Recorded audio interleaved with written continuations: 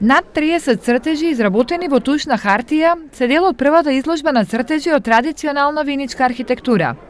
Преку нив се представени карактеристиките на типичната селска и градска куќа од 19-тиот и почетокот на 20-тиот век.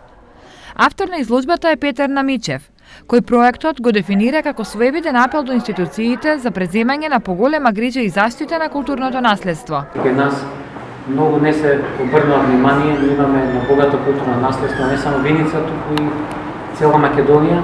Меѓутоа, овој дел од градителското наследство не се обрнува посебно внимание.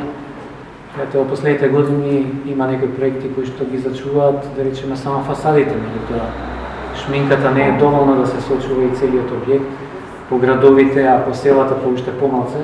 Организатор на изложбата е Виничкиот музеј Теракота, кој воедно е издавач на првиот каталог со слики од овие градби. Оттаму бараат поголема ажурност од институциите за зачувување на автентичноста на овие градби, кои за жал се помалку ги има. Во Виница останаа уште неколку, реков, руинирани градби. Една од нив е куќата на Ќазинбек, која што е поврзана со нашата историја, Виничката афера, крајот на 19-тиот век. Тоа е куќа која што стоеше до едно известно време така во некоја, да речеме, неодлична кондиција, меѓутоа со пожар беше доста уништена.